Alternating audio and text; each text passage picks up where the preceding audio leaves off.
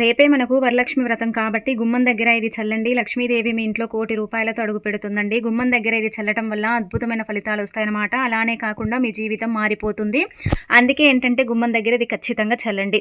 నార్మల్గా ఏంటంటే కనుక మనకు శ్రావణ మాసంలో 2వ శుక్రవారాన్ని మనం వరలక్ష్మి వ్రతంగా జరుపుకుంటాం. రేపేంటంటే మనకు వరలక్ష్మి వ్రతం కదా, ఆగస్టు 21వ తేదీ వరలక్ష్మి వ్రతం వచ్చింది కాబట్టి ఈ రోజున కొన్ని నియమాలు పాటించుకుంటూ చక్కగా సాయంత్రం సంధ్యా సమయంలో, అంటే ఇది ఉదయం పూట చేయకండి, సాయంత్రం సంధ్యా సమయం ఉంటుంది కదా, ఆ సమయంలో 6 నుండి 7:45 మధ్య ప్రాంతం ఉంటుంది కదండి.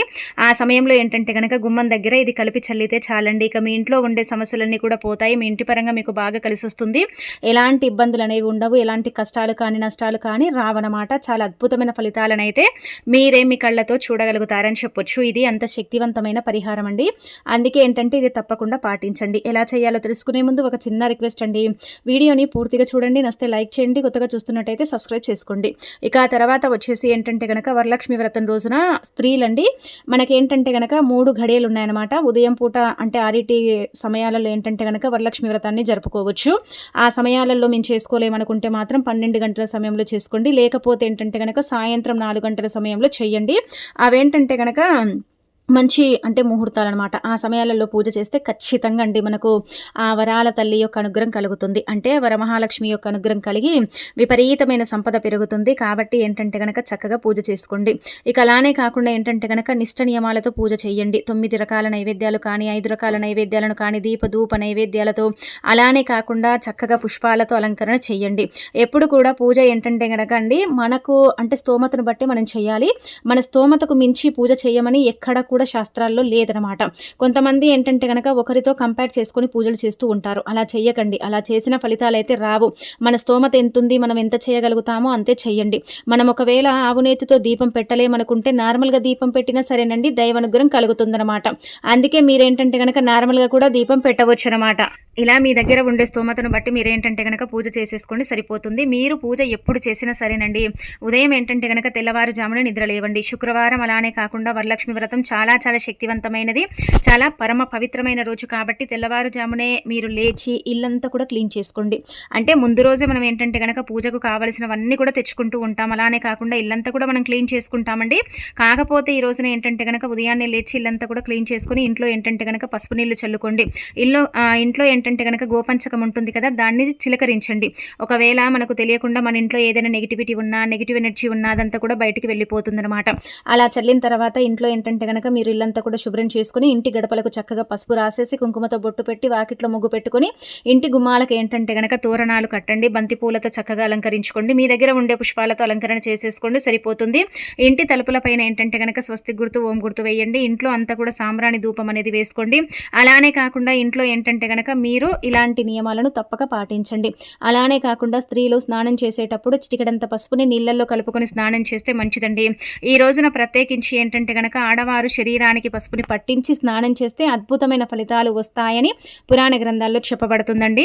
వీలుంటే ఏంటంటే కనుక శరీరానికి పసుపుని పట్టించి స్నానం చేయండి. కుదరకపోతే స్నానం చేసే నీటిలో పసుపు మంగళకరమైనది, శుభకరమైనది, శుభాలను సూచిస్తుంది, అశుభాలను దూరం చేస్తుంది. కాబట్టి స్నానం చేసే నీటిలో చిటికెడంత పసుపుని వేసుకొని స్నానం చేసుకోండి. ఇంకా మంచి ఫలితం అయితే వస్తుందన్నమాట.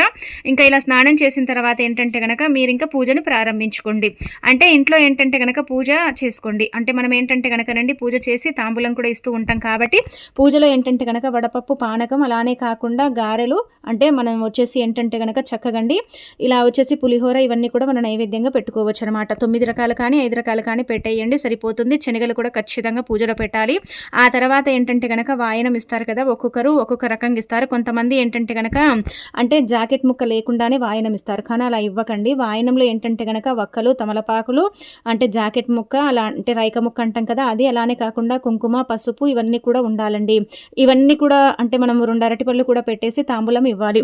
మనం ఏది పెట్టకుండా తాంబూలం ఇస్తే ఆ తాంబూలం ఏంటంటే కనుక అంటే ఇచ్చినా కానీ ఫలితం అయితే ఉండదు, గుర్తుపెట్టుకోండి. ఈ విధంగా ఏంటంటే కనుక తాంబూలం ఇవ్వండి. అలానే కాకుండా ఇంట్లో పూజ మీరు చేసుకునే ముందు కానీ చేసిన తర్వాత కానీ ఖచ్చితంగా అండి తులసి మొక్క దగ్గర దీపారాధన చెయ్యండి. ఖచ్చితంగా ఈరోజు తులసి మొక్క దగ్గర దీపారాధన చెయ్యాలి. తులసమ్మ కూడా లక్ష్మీదేవి రూపంగా భావిస్తాం కాబట్టి తులసి మొక్క దగ్గర దీపారాధన చేయటం వల్ల కూడా మనకు మంచి ఫలితాలు అయితే వస్తాయండి.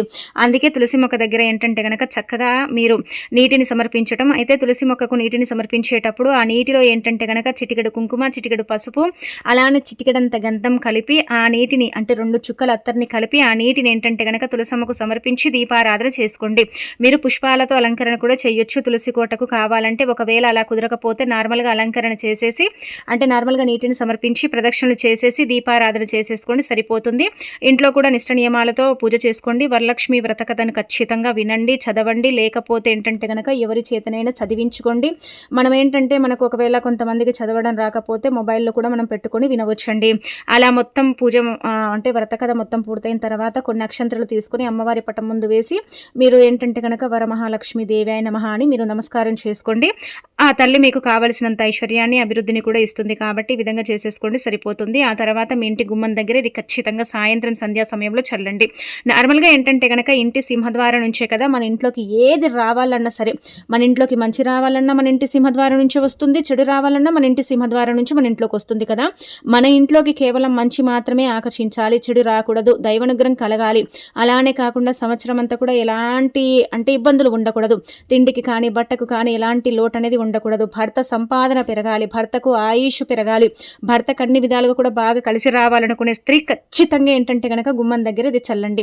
నెగిటివ్ ఎనర్జీ కానీ నకారాత్మక శక్తులు కానీ అలానే కాకుండా మన మీద అంటే కుళ్ళు కుతంత్రాలతో రగిలిపోతూ ఉంటారు. మన ఇంటికి విపరీతమైన నరదిష్టి కూడా ఉంటుంది కదా, దాని నుంచి కూడా మనం బయటపడటానికి మనం ఎన్ని పూజలు చేసినా కానీ మనకు కలిసి రాదు కదండి. దాని నుంచి కూడా మనం బయటపడటానికి ఏంటంటే కనుక ఇది మనకు ఉపయోగపడుతుంది.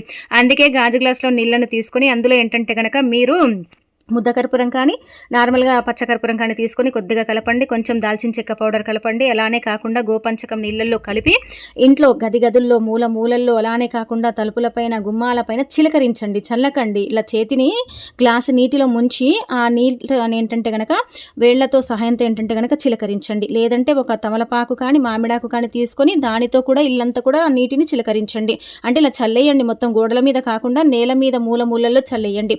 తొక్కేటట్టు కాదు, తొక్కనట్టుగా ఏంటంటే కనుక మూలల్లో గదుల్లో చల్లేయండి. పూజ గదిలో కూడా చల్లవచ్చు. అలా చల్లటం వల్ల ఏంటంటే కనుక ఇంట్లో ఏదైనా కారాత్మక శక్తి ఉంటుంది కదా, అంటే నకారాత్మక శక్తి కారాత్మక శక్తి నెగిటివ్ ఎనర్జీ అంటాం కదండి, అది పోవటానికి ఎక్కువగా అవకాశం ఉంటుంది. చెడు ఎటు నుంచో రాదండి, మన నుంచే మన ఇంట్లోకి ప్రవేశిస్తుంది. మన ఇంటికి మంచివారు చెడువారు వచ్చినప్పుడు కూడా వాళ్ళ ద్వారా కూడా ఏంటంటే కనుక మన ఇంట్లోకి చెడు అనేది వస్తుందన్నమాట. అలా రాకుండా ఉండటానికి మనకు ఏంటంటే కనుక ఈ పరిహారం అనుకూలిస్తుంది. నార్మల్గా రేపు తిదివార నక్షత్రం అంతా కూడా బాగుంది కాబట్టి సాయంత్రం సంధ్యా సమయంలో గనక మీరు గుర్తుపెట్టుకొని ఇది చల్లితే మీ జీవితం మారిపోతుందండి. మీరు పట్టిందల్లా బంగారం అవుతుంది. మీ ఇంటికి ఏంటంటే గనక ఎంతటి మంచి ఫలితం వస్తుందంటే మీరు అస్సలు కూడా ఎక్స్పెక్ట్ చేయలేరనమాట. మీ ఇల్లు మీకు అనుకూలించకపోయినా, ఇంటి పరంగా ఏదైనా అంటే సరిగ్గా లేకపోయినా, ఇంట్లో చెడు ఎక్కువగా ఉన్నా, ఇంటి పరంగా ఏం బాలేక ఉన్నా మీకేంటంటే కలిసి రావటానికైతే ఎక్కువగా అవకాశం ఉంటుంది. కాబట్టి మీ ఇంటి గుమ్మం దగ్గర ఇది ఖచ్చితంగా చల్లండి. అలా చల్లేసి ఏంటంటే గనక అమ్మవారి అనుగ్రహానికి పాత్రలు కండి, ఇంకా తిరుగుండదనమాట. అనంతరం వచ్చేసి రేపు ఈ రంగు చీర ఖచ్చితంగా కట్టుకోండి. ఈ రంగు చీర కట్టుకొని మీరు పూజ చేస్తే మీకు విపరీతమైన అదృష్టం పడుతుందండి. ఈ రంగులో ఉండే బట్టలు తప్పనిసరిగా ధరించాలని శాస్త్రాల్లో చెప్పబడుతుందండి. వరలక్ష్మి వ్రతం రోజున ఏంటంటే గనక గ్రీన్ కలర్లో ఉండే బట్టలు ధరిస్తే ఏంటంటే గనక అదృష్టం కలిసి వస్తుంది. అలానే ఎరుపు రంగులో ఉండే బట్టలు ధరిస్తే దురదృష్టం తొలగిపోయి మంచి ఫలితాలు ఉంటాయి. ఎల్లో కలర్లో ఉండే బట్టలు ధరిస్తే ఏంటంటే గనక ఎప్పుడు కూడా మన వెంట ఏంటంటే గనక దైవానుగ్రహం ఉంటుంది. అలానే మనకు ఆరెంజ్ రంగులో బట్టలు ధరిస్తే కూడా మనం లైఫ్ ఏంటంటే గనక హ్యాపీగా లీడ్ చేయగలుగుతాం. సంవత్సరం అంతా కూడా సుఖ సంతోషాలతో ఉండగలుగుతాం.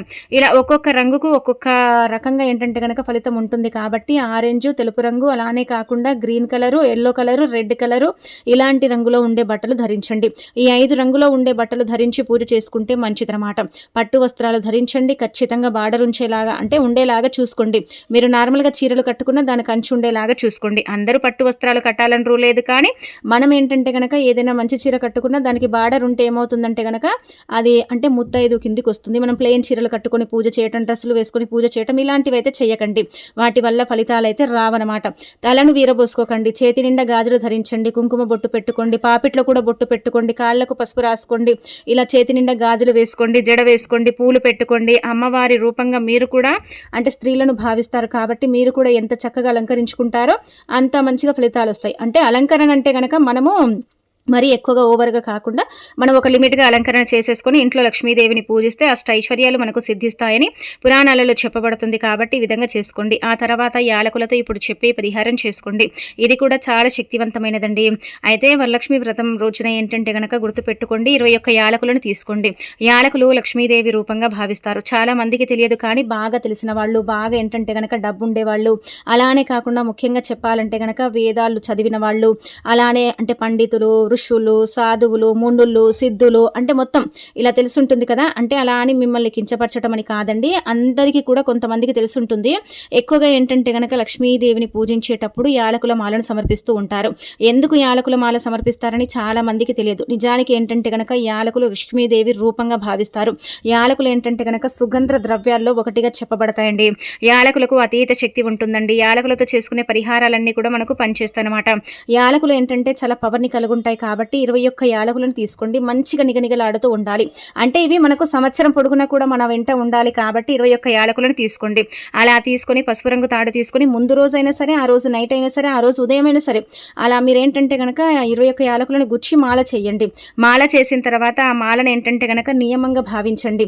అంటే ఆ 21 ఏంటంటే గనక సంవత్సరం పొడుగునా కూడా ధనాన్ని ఒక్కొక్క రకంగా మనకు ఆకర్షించటానికి, అంటే ఒక్కొక్క దారిలో మనకు డబ్బుని తెచ్చిపెట్టడానికి, ధన ద్వారాలను తెరిపించటానికి, ధనం మన వెంట ఉండేలాగా చేయటానికి, అమ్మవారి అనుగ్రహం లేదని మనం బాధపడుతున్నాం కదా, అమ్మవారి అనుగ్రహం కలిగించటానికి ఏంటంటే గనక ఈ యాలకులు ఉపయోగపడతాయి అనమాట. అలా యాలకులు తీసుకొని ఏంటంటే 21 యాలకులను ఒక మాలలాగా చేసి ఆ మాలను ఏంటంటే గనక లక్ష్మీదేవికి సమర్పించండి. ఉదయం కుదరకపోతే సాయంత్రం సమర్పించండి. ఒక రాత్రంతా కూడా ఏంటంటే గనక అమ్మవారి పటం ముందే ఉంచండి. మరుసటి రోజు దాన్ని తీసేసి ఏంటంటే ఇంటి బీరువాలో, లాకర్లో, లేదంటే గనక పూజ గదిలో, మీరు వ్యాపారం చేసే స్థలాల్లో పెట్టుకోండి. అలా పెట్టుకోవడం వల్ల ఏంటంటే గనక ధనానికి సంబంధించిన సమస్యలన్నీ కూడా తొలగుతాయి. ధనం రావటమే కానీ పోవటం అనేది జరగదు. అలానే కాకుండా వృధా ఖర్చులు తగ్గిపోతాయి. ఆ తల్లి దయ వల్ల, ఆ తల్లి అనుగ్రహం వల్ల ఎల్లప్పుడూ కూడా మనం సుఖ సంతోషాలతో ఉండగలుగుతామని చెప్పొచ్చు. కాబట్టి పరిహారం ఏంటంటే గనక పరిపూర్ణ నమ్మకంతో చేసుకోండి. ఎన్ని రోజులైనా సరే మనకేంటంటే నియమంతో మనము గనక పూజ చేసుకుంటే అవి పుచ్చిపోవు, పాడైపోవు, కుళ్ళిపోవు, మంచిగా నిగనిగలాడుతూ ఉంటాయన్నమాట. అందుకే మీరు గుర్తుపెట్టుకొని పరిహారాన్ని పరిపూర్ణ నమ్మకంతో చేసేసి అమ్మవారి అనుగ్రహానికి ఏంటంటే గనక పాత్రలు కండి. ఇది చిన్న పరిహారం కావచ్చు కానీ పెద్దగా ఫలితాలను తెచ్చిపెట్టే పరిహారం అండి. మీరు నార్మల్గా అమ్మవారికి ఏంటంటే గనక లక్ష్మీదేవి చిత్రపటాన్ని కూడా సమర్పించవచ్చు. లేదంటే గనక మీరు అమ్మవారి ప్రతిమను పెట్టి మీరు చీర కట్టి చక్కగా పూజ చేసుకున్న ఆ విధంగా కూడా అలా కూడా మీరు ఏంటంటే గనక ఆ యొక్క అంటే ప్రతిభ కూడా మనం ఏంటంటే గనక సమర్పించవచ్చు. వరమహాలక్ష్మి కూడా మనం సమర్పించవచ్చు. ఎలాగైనా సరేనండి లక్ష్మీదేవికి సమర్పించండి. దీపధూప నైవేద్యాలతో పూజించండి. ఆ తర్వాత వాటిని తీసేసి బీరువాలో దాచుకోండి. లేదంటే ఒక డబ్బాలో వేసేసి పూజ గదిలో పెట్టుకుంటే సరిపోతుంది. ఇవేంటంటే గనక ధనాన్ని ఆకర్షిస్తాయి, రుణబాధను తీసేస్తాయి, లక్ష్మీదేవి అనుగ్రహాన్ని కలిగించి సంపదను పెంచటానికి, అలానే కాకుండా వృధా ఖర్చును తగ్గించటానికి, దైవం ఎప్పుడు మన ఇంట్లో కొలువు తీరేలాగా చేయటానికి ఉపయోగపడే పరిహారం అని పరిహార శాస్త్రంలో చెప్పబడుతుంది. కాబట్టి ఖచ్చితంగా చేసుకోండి. ఇంకా